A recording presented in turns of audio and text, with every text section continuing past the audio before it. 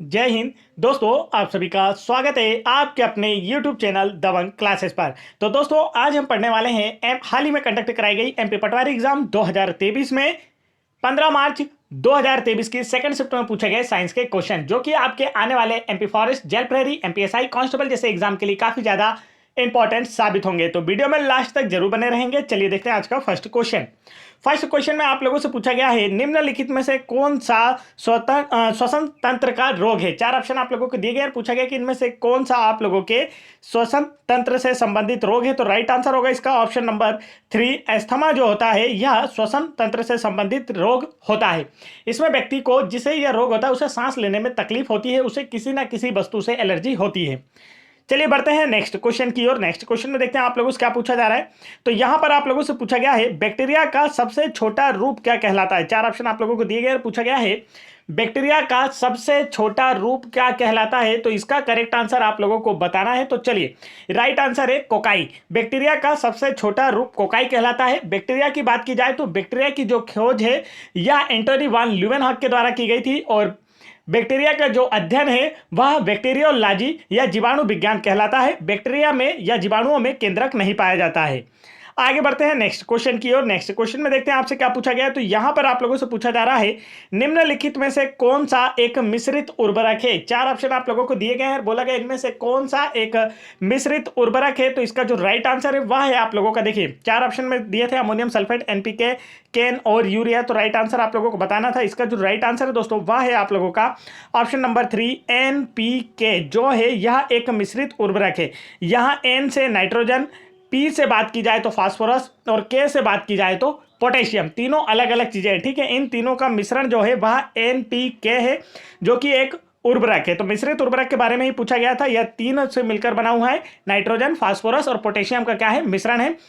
और एनपीके खाद का उपयोग पौधों की वृद्धि के लिए किया जाता है। आगे बढ़ते हैं नेक्स्ट क्वेश्चन की ओर। बढ़ने से पहले दोस्तों मैं आपको बता दूं, यदि आप लोगों को मध्य प्रदेश पटवारी एग्जाम 2023 की सभी शिफ्टों की सभी subject wise PDF file download करना है, जैसे आप लोगों को दिखाई दे रही है, मैथ्स की ओनली मैथ्स की सभी 70 शिफ्टों की पीडीएफ फाइल, ओनली जीके की सभी 70 शिफ्टों की पीडीएफ फाइल, ओनली इंग्लिश की सभी 70 शिफ्टों की पीडीएफ फाइल, ओनली कंप्यूटर की सभी शिफ्टों की 70 शिफ्टों की पीडीएफ फाइल, और साथ ही साथ जो आपको मैं साइंस पढ़ा रहा हूँ, हिंदी पढ़ा रहा हूँ, इन सभी की भी सब्जेक्ट वाइज अगर आप पीडीएफ फाइल डाउनलोड करना चाहते हैं, क्योंकि ये काफ़ी ज़्यादा आसान होती है आप लोगों को पढ़ने में। आपको जो आपकी टोटल 70 शिफ्टों वाली पीडीएफ फाइल है, ठीक है, तो वहां पर 200 क्वेश्चन, एक सब्जेक्ट अगर आपको पढ़ना है तो 200 क्वेश्चन क्रॉस करके फिर आपको आगे जाना पड़ता है हर शिफ्ट में 20 क्वेश्चन के बाद। यहां पर ऐसा नहीं होगा, आपको रेगुलर बैक टू बैक सारे क्वेश्चन, मैथ्स की अगर आप पढ़ाई कर रहे हैं तो मैथ्स में बैक टू बैक सारी शिफ्टों के आप लोग देख सकते हैं 70 शिफ्टों के मैथ्स एक साथ देखने को मिलेंगे। तो यहां पर पढ़ना आसान होगा। अगर आप ये सभी पीडीएफ फाइल डाउनलोड करना चाहते हैं तो वीडियो के डिस्क्रिप्शन में दी गई लिंक पर क्लिक करके डाउनलोड कर सकते हैं। नहीं तो आप लोग ये जो नंबर मैं आप लोगों को स्क्रीन पर दिखा रहा हूं, इस नंबर पर भी व्हाट्सएप करके हमसे आसानी से यह सारी पीडीएफ प्राप्त कर सकते हैं, जिससे आपकी प्रिपरेशन बेहतर हो पाएगी और आने वाले एमपी गवर्नमेंट के किसी भी एग्जाम या फिर आप कह सकते हैं सेंट्रल गवर्नमेंट के किसी भी एग्जाम में आप लोगों की जो साइंस की प्रिपरेशन है काफी बेहतर हो पाएगी। नेक्स्ट क्वेश्चन देखते हैं। यहां पर आप लोगों से पूछा गया, उस विकल्प को चुनिए जो दिए गए शब्दों के समूह से संबंधित है। चार ऑप्शन आप लोगों को बताना है, इनमें से विषम है या आप कह सकते हैं। तो बताइए राइट आंसर कौन सा होगा। उतक की जांच, कुष्ठ रोग, सब परीक्षा, नेक्रोप्सी। तो ये देखिए, ये तीनों क्या है, एक प्रकार की जांचें हैं, और यहाँ पर ये जो कुष्ठ है ये क्या है, एक प्रकार का रोग है। तो ये आप लोगों को काफी अच्छे से याद रखना है, ठीक है। और आप लोगों से एक क्वेश्चन यहाँ पर मैं पूछता हूँ, जिसका आंसर आप हमें कमेंट करके बताएंगे। कुष्ठ निवारण दिवस जो है ये कब मनाया जाता है, जल्दी से बताइए। यह अक्सर एग्जाम में पूछा जाने वाला प्रश्न है, यह आपको काफी अच्छे से याद होना चाहिए, ठीक है।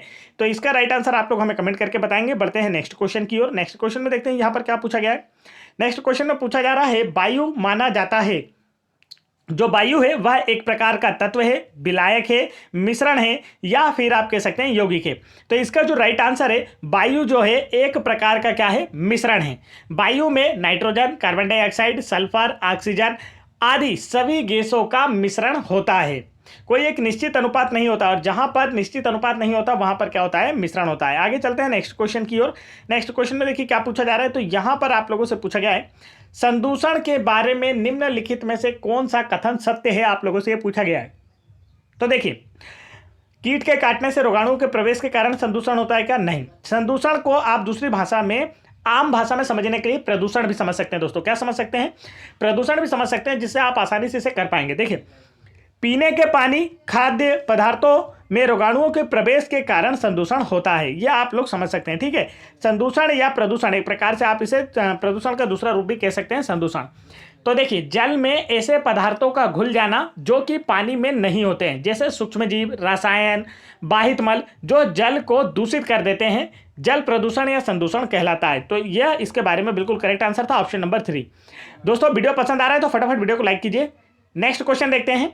नेक्स्ट क्वेश्चन में यहां पर पूछा है, पारिस्थितिकी तंत्र के जैविक और अजैविक कारकों की अंतःक्रिया का सबसे अच्छा उदाहरण कौन सा है, आप लोगों से पूछा जा रहा है। करेक्ट आंसर बताइए जल्दी से। तो इसका जो राइट आंसर है वह है आप लोगों का ऑप्शन नंबर फर्स्ट, वन। पारिस्थितिक तंत्र के जैविक और अजैविक कारकों की अंतःक्रिया का सबसे अच्छा उदाहरण जो है वह वन होता है। आगे बढ़ते हैं नेक्स्ट क्वेश्चन की ओर।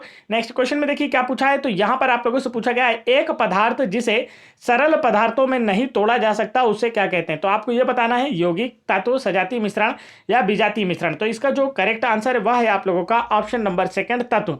तत्व जो है एक पदार्थ जिसे सरल पदार्थों में नहीं तोड़ा जा सकता है। आगे चलते हैं नेक्स्ट क्वेश्चन की ओर। तो इजी क्वेश्चन यहां पर आप लोगों से पूछे गए थे, इतने ज्यादा टफ क्वेश्चन नहीं है। नेक्स्ट क्वेश्चन देखेंगे, यहां पर आप लोगों से पूछा गया है, एसी को डीसी में बदलने के लिए प्रयुक्त डिवाइस का नाम क्या है। एसी को डीसी में बदलने के लिए प्रयुक्त डिवाइस का नाम क्या है। तो इसका जो राइट आंसर है वह है दिष्टकारी। एसी अर्थात अल्टरनेट करंट को डीसी अर्थात डायरेक्ट करंट में चेंज करने के लिए जिस डिवाइस का यूज किया जाता है उसे क्या कहा जाता है, दिष्टकारी कहा जाता है। आगे चलते हैं नेक्स्ट क्वेश्चन की ओर। नेक्स्ट क्वेश्चन में देखते हैं आप लोगों से क्या पूछा है। तो यहां पर आप लोग देखेंगे दोस्तों, आप लोगों से पूछा गया है, एक समाज में क्या पूछा जा रहा है, आप लोग यहां पर देखिए क्वेश्चन को। एक समाज में जनसंख्या की आयु का पैटर्न जनसंख्या वृद्धि के प्रकार के लिए सीधे तौर पर जिम्मेदार होता है, क्यों। तो इसका जो राइट आंसर है वह है, अलग अलग आयु वर्ग में अलग अलग प्रजनन क्षमताएं होती हैं। एक समाज में जनसंख्या की आयु का जो पैटर्न जनसंख्या वृद्धि के प्रकार के लिए सीधे तौर पर जिम्मेदार होता है, बिकॉज अलग अलग आयु वर्ग में अलग अलग प्रजनन क्षमताएं होती हैं।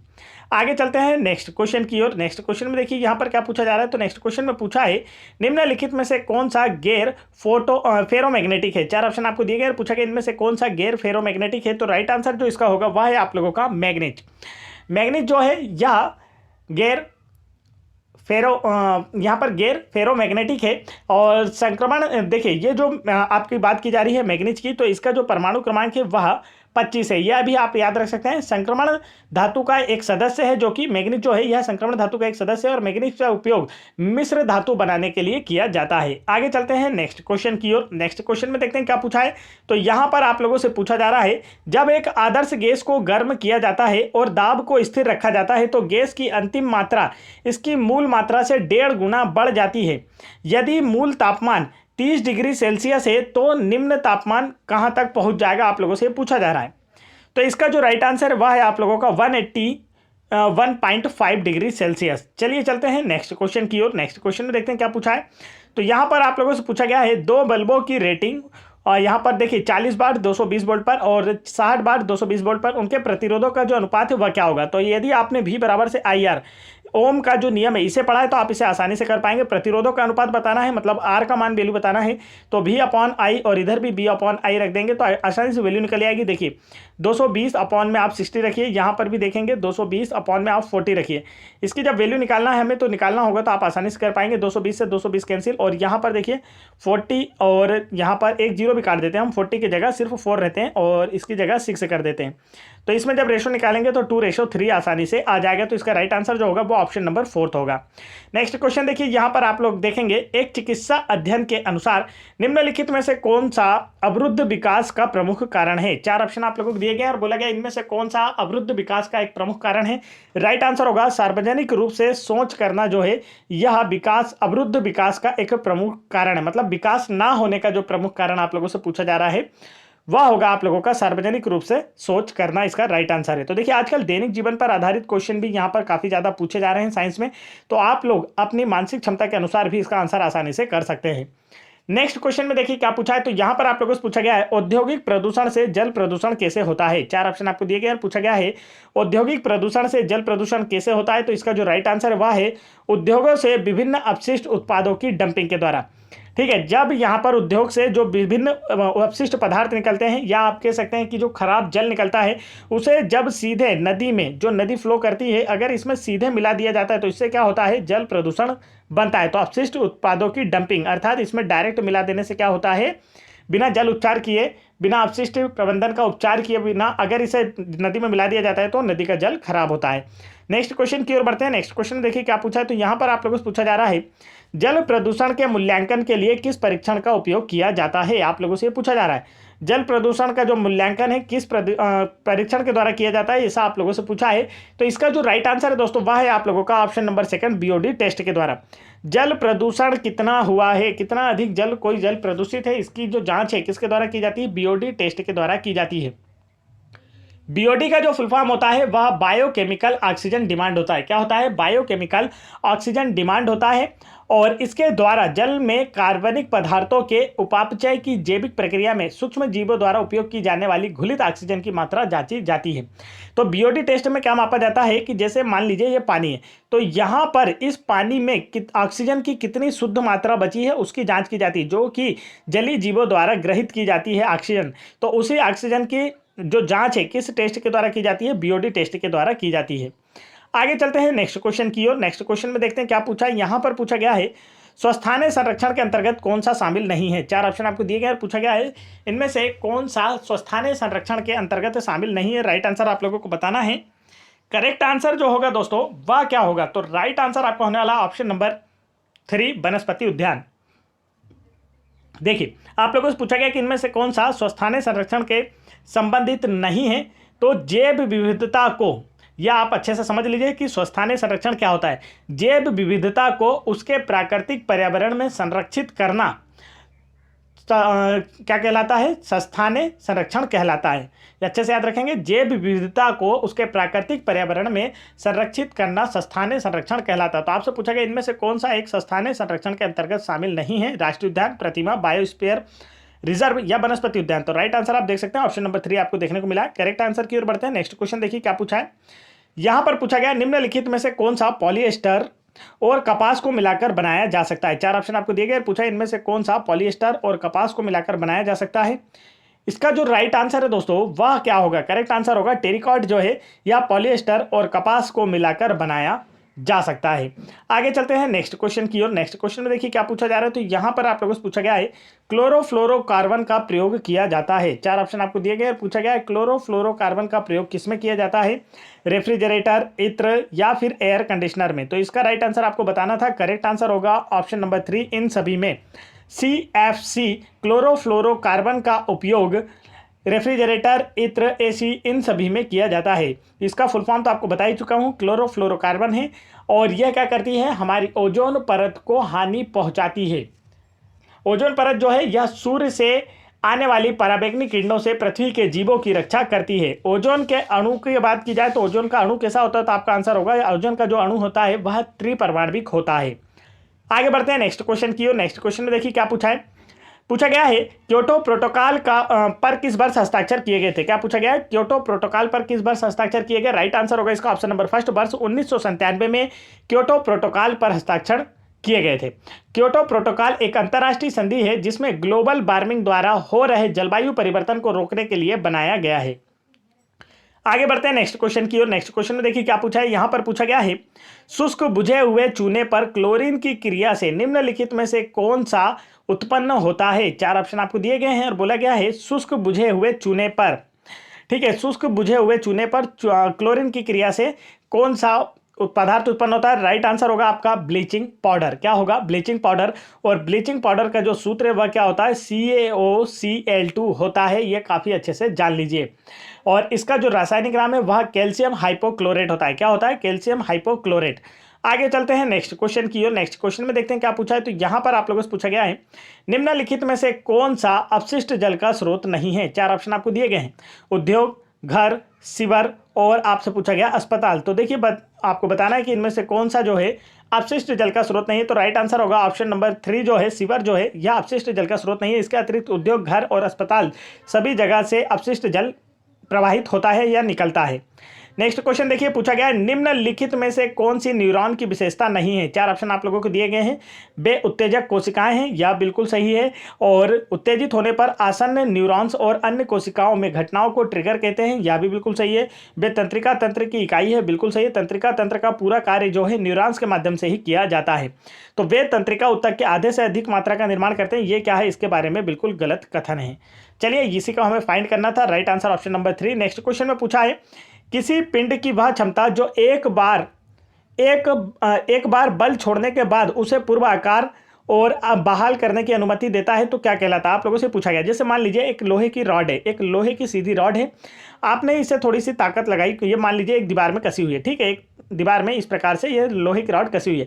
आप यहाँ पर खड़े हैं और आपने थोड़ी सी अपने हाथ की ताकत लगाकर इसे झुकाया, ये इतनी झुक गई, और जब आप इसे वापस छोड़ते हैं, अपने हाथ को नीचे कर लेते हैं, तो ये क्या होती है, फिर से इसी प्रकार से सीधी हो जाती है।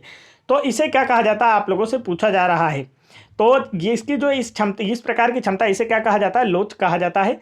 चलिए आगे बढ़ते हैं नेक्स्ट क्वेश्चन की ओर। नेक्स्ट क्वेश्चन देखिए क्या पूछा जा रहा है। तो यहाँ पर आप लोगों से पूछा गया है इनमें से कौन सा उपकरण उच्च दबाव वाले तरल पदार्थों की उच्च सटीकता माप के लिए उपयुक्त किया जाता है। तो राइट आंसर होगा मैग्नीन का जो तार का दबाव है, यह उपकरण उच्च दाब वाले तरल पदार्थों की उच्च सटीकता माप के लिए उपयुक्त किया जाता है। नेक्स्ट क्वेश्चन की ओर बढ़ते हैं। नेक्स्ट क्वेश्चन यहाँ पर पूछा गया है हमें एक गहरा पेशी डायफ्राम मिलता है जो कार्निया के पीछे खालिस्तान नामक पुतली संरचना के आकार को नियंत्रित करता है। तो राइट आंसर इसका है परितालिका, ठीक है। और ये जो परितालिका होती है यही हमारी आंखों के रंगों को भी डिपेंड करती है कि किसी की आंखों का रंग आपने देखा होगा काली, भूरी या नीली होती है, तो वो इसी के कारण होती है। नेक्स्ट क्वेश्चन की ओर बढ़ते हैं।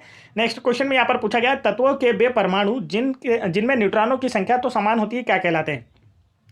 इसका जो करेक्ट आंसर है दोस्तों वह क्या होगा, तो करेक्ट आंसर आप लोगों को होने वाला ऑप्शन नंबर 3 आइसोटोन्स या आइसोटोप्स कहलाते हैं, ठीक है। यहाँ पर थोड़ा सा मिस्टेक लिखा हुआ, आइसोटोप्स राइट आंसर आएगा। तत्वों के वे परमाणु जिनमें न्यूट्रॉन्स की संख्या समान होती है आइसोटोप्स या समस्थानिक कहलाते हैं। ऐसे तत्व जिनमें परमाणु संख्या बराबर तथा परमाणु भार अलग अलग होता है वे समस्थानिक कहलाते हैं। और हाइड्रोजन के 3 समस्थानिक होते हैं। इसी का उदाहरण मैं बता रहा हूं आप लोगों को कि जैसे हाइड्रोजन के 3 समस्थानिक होते हैं, पहला होता है 1s1, दूसरा होता है 1s2, तीसरा होता है 1s3। देखिए इसके परमाणु क्रमांक तीनों के बराबर लेकिन परमाणु भार अलग अलग हैं, तो ये समस्थानिक के उदाहरण हैं। 1s1 को प्रोटियम, 1s2 को ड्यूटेरियम और 1s3 को ट्राइटियम के नाम से भी जाना जाता है। तीनों के नाम याद रखेंगे, अक्सर एग्जाम में पूछ लिए जाते हैं। तो ये हुए दोस्तों आज के हमारे सेकंड शिफ्ट के जो 15 मार्च 2023 की सेकंड शिफ्ट थी, इसके साइंस के क्वेश्चन हमारे समाप्त होते हैं। अब देखिए आगे 16 मार्च आ गया है, तो इसका हम नेक्स्ट वीडियो में पढ़ने वाले हैं। इसी प्रकार आप देख सकते हैं कि सारे A to Z 70 शिफ्टों की जो यहाँ पर साइंस की PDF फाइल है आप लोगों के लिए बनाकर दे दी गई है। तो यदि आप लोगों को साइंस के ये सभी क्वेश्चन लगभग 1500 प्लस क्वेश्चन है आप लोगों को देखना है, तो आप वीडियो की डिस्क्रिप्शन में दी गई लिंक पर क्लिक करके इस PDF फाइल को डाउनलोड कर सकते हैं। नहीं तो आप लोग दिखाए गए स्क्रीन के इस नंबर पर, जो नंबर मैं आप लोगों को बता रहा हूँ, इस पर भी व्हाट्सअप करके हमसे आसानी से यह PDF फाइल प्राप्त कर सकते हैं, जिससे आपकी प्रिपरेशन बेहतर हो पाएगी और आने वाले एग्जाम में आप लोगों का भी सिलेक्शन आसानी से हो पाएगा। तो फटाफट वीडियो को लाइक करके चैनल को जरूर सब्सक्राइब कर लें। जय हिंद दोस्तों।